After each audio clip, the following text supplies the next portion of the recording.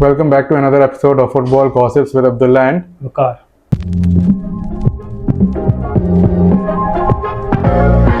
आज की video Chelsea versus Newcastle, जो स्टैमफोर्ड ब्रिज में चेल्सी की एक again outstanding performance.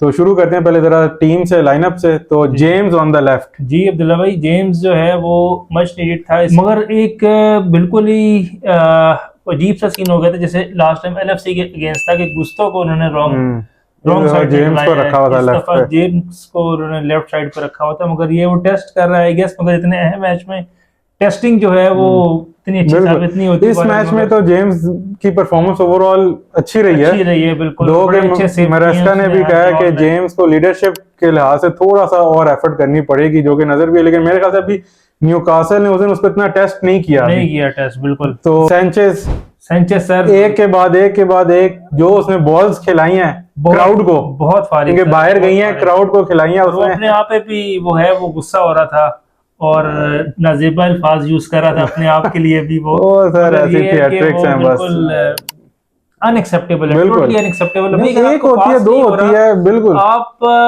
Light ball खिला दो, कॉलविल को पास कर दो, आप वो आगे कुछ कर देगा, मगर उसने बहुत गलत कल नहीं, बहुत ज्यादा कल तो कोई 100% उसका बिल्कुल जस्टिफिकेशन ही नहीं है। मतलब एक बॉल खेली, मैंने कहा चलो जी बुरी होगी, दूसरी तीसरी और 4-5 तो मैंने काउंट किए जो उसने, जो मॉडर्न फुटबॉल है उसमें बॉल प्लेइंग गोलकीपर की वैल्यू, अब इतने गोल्स हमें नजर आते हैं जिसमें असिस्ट किसकी लिखी हुई आ रही थी, गोलकीपर की लिखी हुई आ रही है, क्योंकि वो बॉल ही ऐसे ही खिलाता है, बिल्कुल डिफरेंट हो गई है फुटबॉल, मॉडर्न फुटबॉल हो गई है, तो उसमें जो है वो तो अब आते हैं जी एक वीआर का डिसीजन ऑफ साइड का। ओ सर, वो जिसमें तो जैक्सन ने बहुत जबरदस्त डमी एक कराई थी, लेकिन अब मेरा क्वेश्चन आपसे ये है कि ये डिसीजंस होते हैं ऑफ साइड, जो हार्डली मिलीमीटर भी ना हो, शायद माइक्रोमीटर का एक फर्क हो, इसका गेम पे जो असर पड़ता है, क्या आपका ख्याल है? हम भी इससे बचते हैं नो डाउट, लेकिन सेलिब्रेट कर रहा था 80% उसमें, मगर वो उसमें भी उससे शक था कि शायद वो ऑफसाइड हो जाएगा। और सेकेंडली ये कि जो उनका था वो भी बहुत मिलीमीटर जो है ऑफसाइड हुआ है, तो मतलब बहुत दो क्रूशियल फैसले हुए हैं जो हमारे अगेंस्ट गए हैं। तो जैक्सन की हम बात हमने की है, तो अभी तो जैक्सन के ऊपर मुझे तो वो बंदा इम्प्रेस करता चला जा रहा है, जो हम बहुत जो सबका क्रिटिसिज्म था उसके ऊपर, लेकिन अब वो सबको गलत साबित कर रहा है अपनी फिनिशिंग से भी। और कल जो उसने फिनिश किया है वो रोक के भी फिनिश कर सकता था, मगर उसने जो है फर्स्ट टाइम फिनिश किया और डिफेंडर्स को कोई चांस नहीं दिया, और उसमें जो पास दिया ना सर पामर ने, बिल्कुल मैंने कहा पास ऑफ द सीजन आप कह सकते हैं। 3 दिन पहले यमाल के एक वो जो रफीनिया को खिलाई थी उसने बायर्न के खिलाफ, उस बॉल की तारीफ हो रही थी, तो पामर ने कहा कि भाई नहीं सर ये उससे ज्यादा अच्छी, वही मैं कह रहा हूँ ना, निकली है बॉल इसकी, लेकिन वो इतनी डिस्कशन नहीं हुई।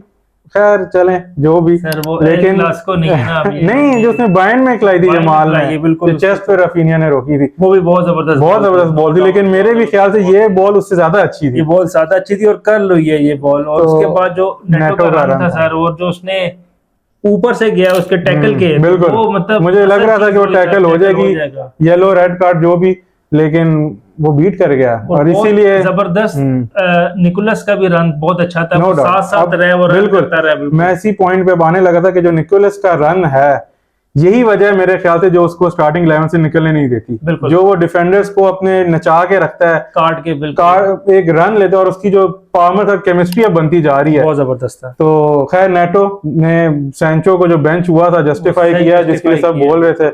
अच्छा, एक पॉइंट जो हम पिछली वीडियोस में भी बार बार इसके ऊपर जोर डालते हैं और कल हमें थोड़ा डिफरेंट नजर आया, वो है चेल्सी का कॉर्नर रूटीन।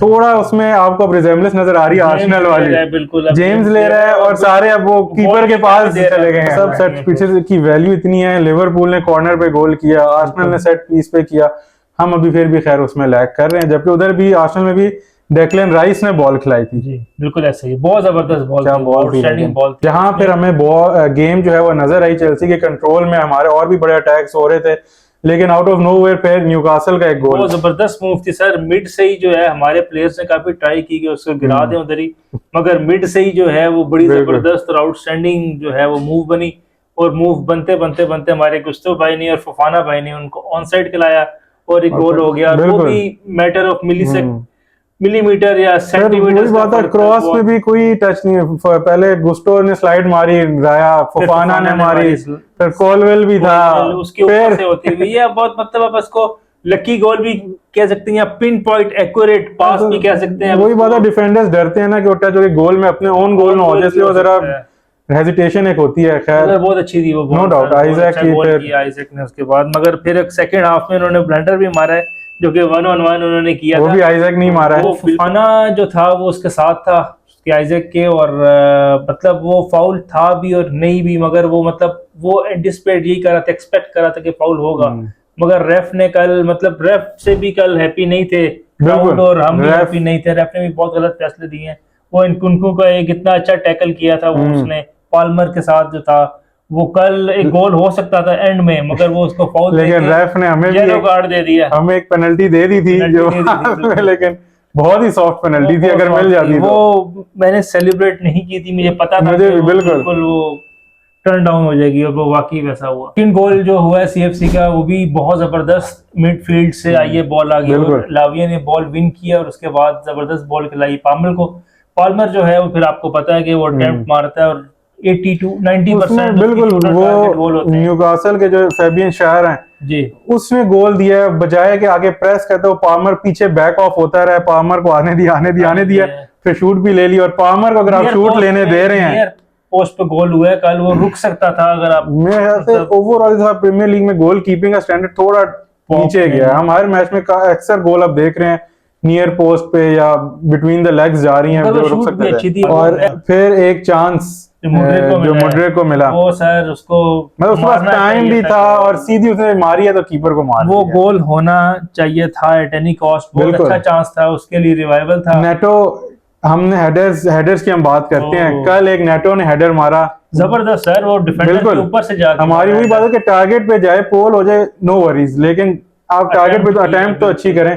तो वो अगर गोल हो जाता तो मैच उधर ही खेल हो जाता। ये मैच उधर ही खत्म। बात हुई है कि चेल्सी बहुत एंड तक ले गया, हम बीच में ड्रॉप भी हो गए थे, जिसपे मुझे हुआ कि यार अगर अब एक गोल डिफेंड कर रहा है फिर 90+5 में गोल पड़ जाएगा तो सारी आपकी मेहनत जो जाया हो जाएगी। लेकिन हमारा वीकेंड जाया होता सारा। वीकेंड ओवरऑल बिल्कुल वीकेंड का आपने जिक्र किया, ओवरऑल बेस्ट वीकेंड पॉसिबल जो हो सकता था। बिल्कुल, Brighton draw, Villa draw, Arsenal draw, lose, Manchester United को हम छोड़ देते हैं, उनके वो हार जीत भी जाते तो मैच अगला। लेकिन इस मैच से आखिरी बातें करूंगा कि इस मैच से हमें नजर आया वंस अगेन कि चेल्सी के अगर आप अटैक करेंगे तो हम आपको गोल मार देंगे। बिल्कुल, तो अब फिर वही आता है कि अब लो ब्लॉक को हम नहीं तोड़ पा रहे। कल भी न्यूकासल ने लो ब्लॉक नहीं किया और हमने बहुत अटैक्स किए जो कन्वर्ट हुए नहीं हुए।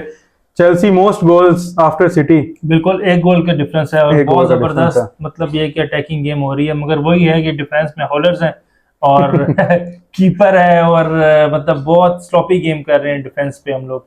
तो मच नीडेड विन। आगे हमारे पास बड़े मैचेस आ रहे हैं, यूनाइटेड, आर्सेनल, तो let's hope for the best. And video पसंद आई हो तो जरूर लाइक करें, कमेंट करें और हमारे चैनल को सब्सक्राइब करना मत भूलिएगा। मिलते हैं जी आपसे नेक्स्ट एपिसोड में, टिल देन टेक केयर।